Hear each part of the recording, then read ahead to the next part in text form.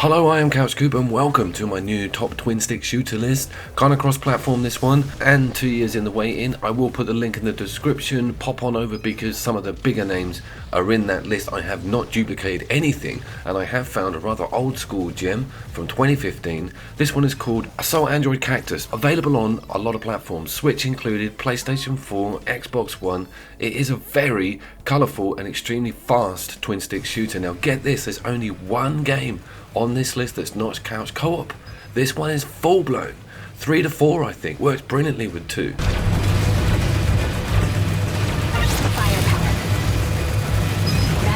As you can see, crazy on the fly power-ups. This one boasts like bullet hell, loads of projectiles, cool, awesome system with a charge and battery setup, and of course you have a dodge which is on the other trigger. Now the dodge switches your weapon, and that is so weird, but it's cool because you're forced into both and it gets you out of some very sticky situations.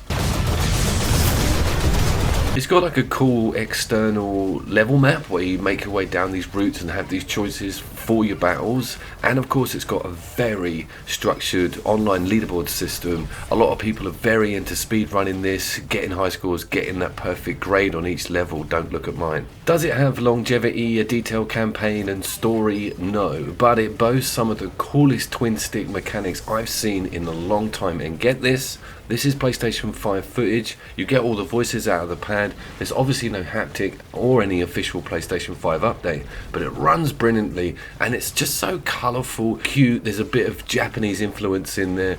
Very good game this. Obviously smaller, older and indie, and the UI will confuse you. It looks like a PlayStation 3 game. A lot of the text and fonts have not aged well, but this has got some great strengths in local co-op and it deserves some accolade for being a great twin stick shooter. Alright, it's time for Colt Canyon, available on most platforms. Again, another indie game, and this did not get enough said about it. It featured on a 5 more video, link in description. It's a roguelike twin stick, again, boasts some amazing couch co-op gameplay. Can't call it a couch co-op list because of the one game that's coming up, but regulars will know how good a game this is if you've got your hands on it. The violence, the music, the minimalist 8-bit style, there's so much to like with this.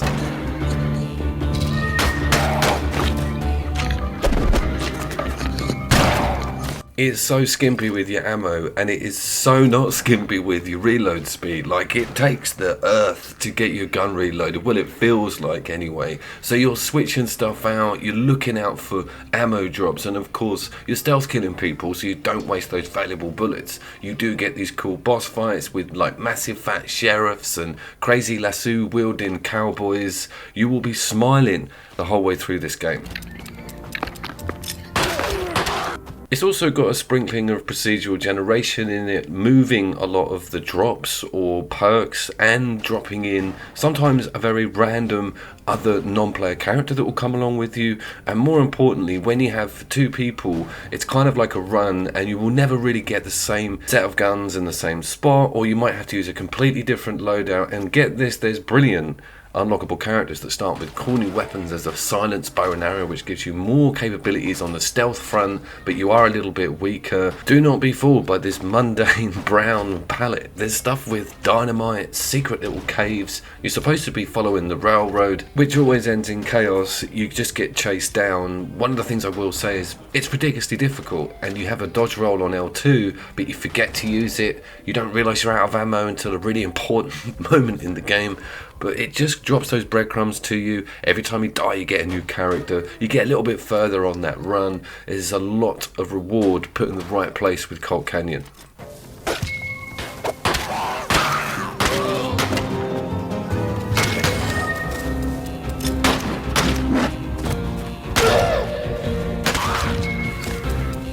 I love its rudimentary stealth system.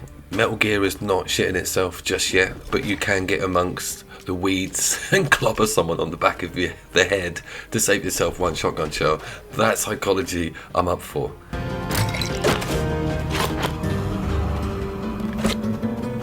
Absolutely no story, completely non-existent character development, but who cares when you've got twin stick action like this? It's so worth a look. Colt Canyon, ladies and gentlemen.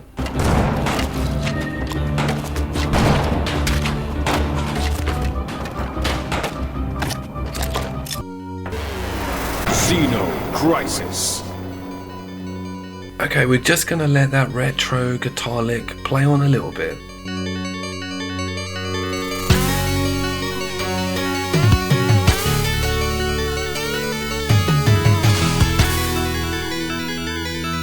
Oh yeah, Xenocrysis serves up an absolutely gorgeous plate of twin stick retro shooter action, buried in the Game Pass sort of shooter section, wasn't really pushed to me, didn't know about it prior to getting the Game Pass, so I'm big on this now, and it's got quite a legacy. There's loads of people, especially YouTubers, who are really into doing perfect runs, speed runs, seeded runs. Whoa.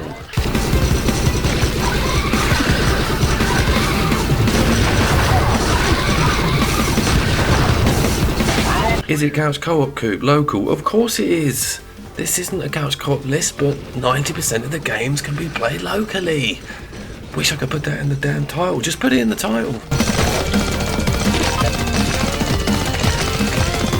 Xenocrysis is the only one of these twin sticks that has a fire system that means you have to commit. Left stick is move around, but right stick isn't aim only, it's aim and fire. So you can't just look at something to see if you're pointing at it. You'll empty a clip into something before you've even turned a corner. It's a brilliant idea because you have to keep a massive eye on what's going on. And I didn't cover this in my last video. By the way, this has featured before on my top Xbox local co-op list. But there's a great in-between level power-up system where you can commit on those dog tags to certain areas, be it the weapon, be it ammo types. That's quite deep and really cool thing to have between levels on a game like this. I actually had a bit of Alan Partridge man-child dad moment whilst doing this boss for this footage. I actually said out loud to an empty room, "Let's dance," whilst I'm dodging those bullets. Took a load of them to the face, completely ruined it, but it made me just think, bring it, you know. And it was really good to have that retro system within a boss fight which just revolved around dodging in amongst a little bullet hell area. Do love that.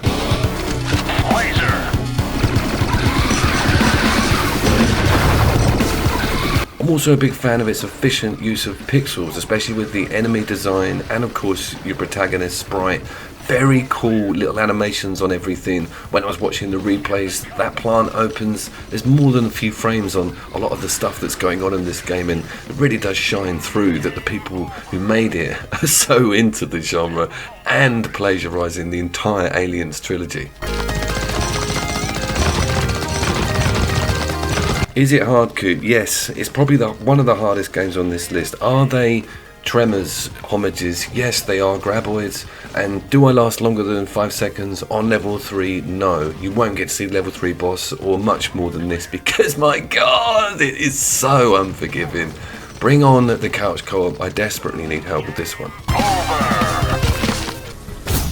So here's your culprit. Here's the reason we can't call it a couch co-op list, is because Riftbreaker, bless its cotton socks, is not 2-player local co-op. It's not even online co-op. Now I think we should have a discussion about this because it seems to be the perfect setup for this game. If you don't know, this is a twin stick base builder, first of its kind, and it's so good.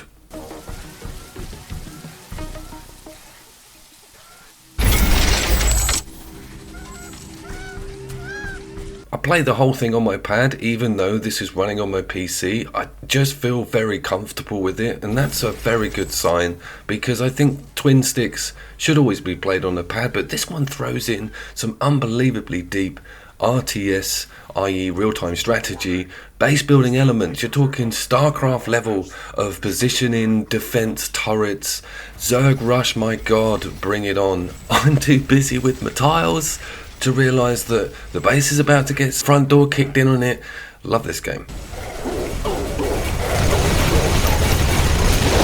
Your starter weapons have got a sword on one hand, one trigger, and 2 selections of weapon on the other. One's a build and one's a machine gun.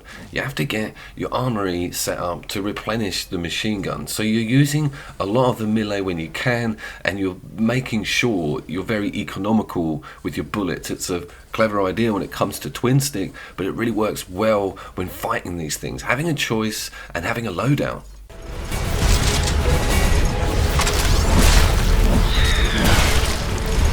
It borrows heavily from Factorio, with that map set up, getting plonked in, finding the good resource management spots, and then building your base around those outlets. You'll also quite often come across groups of random enemies just exploring and opening up the map to see what resources you've got and where, which is very important. And of course, you'll get hive boss slash enemy bases that will spawn in and just pound you Starship Troopers style until you deal with them. I love that idea of venturing out and having to find something to assassinate. You're actually looking at the survival mode, which is, I think, was put in with the new patch, and it just allows you to start up in that first biome, choose easy, normal or hard, or even a sandbox mode. But I love the idea of having that They Are Billions standard system, see how far you can get, see how big your base needs to be, and of course being efficient at the start, knowing what directions to go in with research. There's shotguns, lasers, landmines. So much is going on with the Riftbreaker. It's kind of a mind blower, and underneath it all, for it to be a twin stick that's industry leading, kind of cherry on top material. Wall destroyed.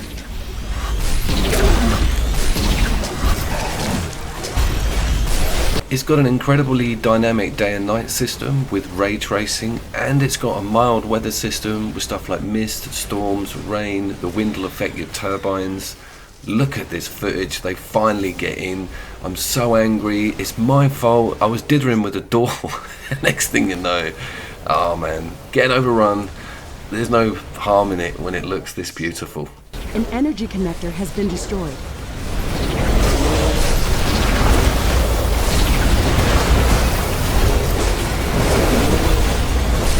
You've been looking at the PC version of this game. Want to announce there, haven't actually looked at this on the PlayStation 5, and it's not hugely expensive. I'm probably going to get it on console because I'd be interested to see what it looks like, and I want to see them integrate that 2-player online mode. Man, that would be good, right? Here comes number one.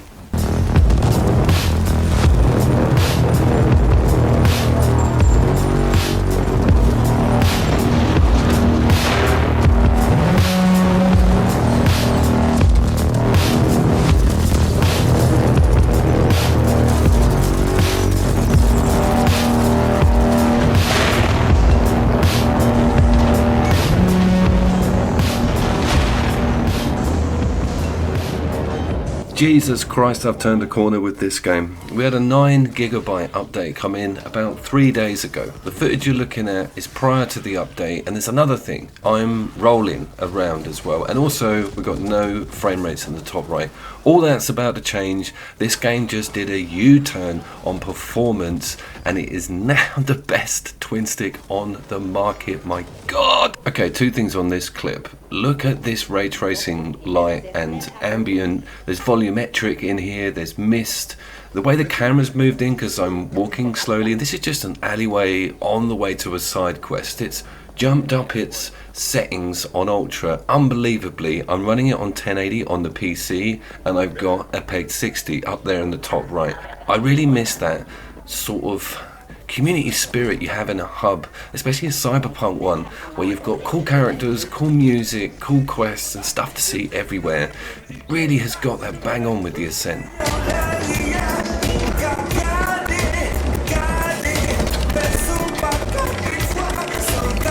Ruiner got that right. Ruiner got that really right, with amazing characters, music and art design to slot in perfectly with that cyberpunk genre. It was so good. And this game was quite rightly so held up by me, no other reviewers, because they're kind of nearly two identical games.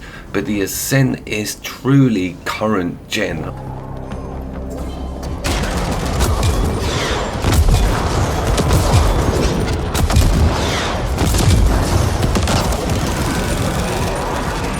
On my original Couch Cult review of this, link in description, this fight was all over the shop, and it was janky and he was freezing. I've even got some mechanical spiders that I've sent after him that are also explosive, and it just didn't hinder anything at all. Keep an eye on that number in the top right, absolutely stunning.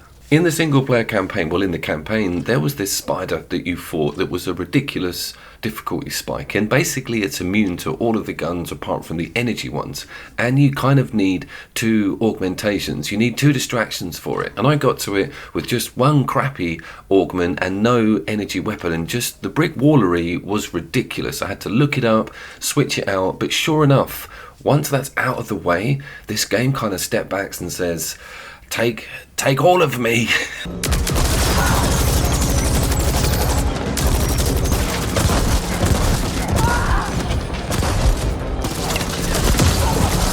Now you may have noticed I ain't rolling no more. I've got this dash which disrupts the concrete, and it's got this like neon tiny little particle silhouettes of me, and it staggers the enemies, and it's just so much smoother and quicker to use. It's a whole new world.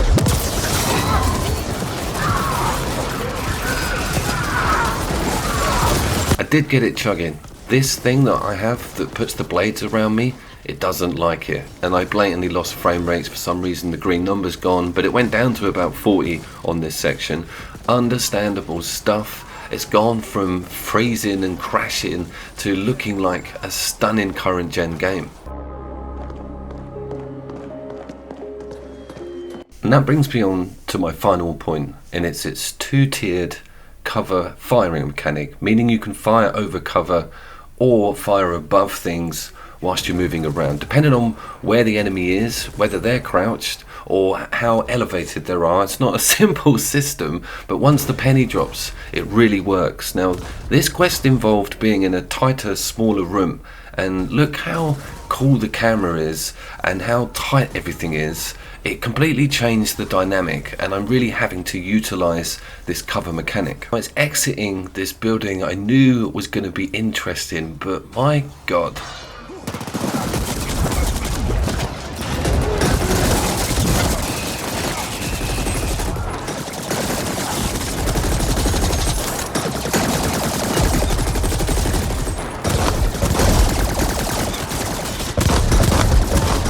This isometric system and this level of detail and that 2-tier cover system could be implemented in some amazing games. Think of an Aliens franchise with this setup. So I'm going to leave you alone. I've been Catch Coop. See you then!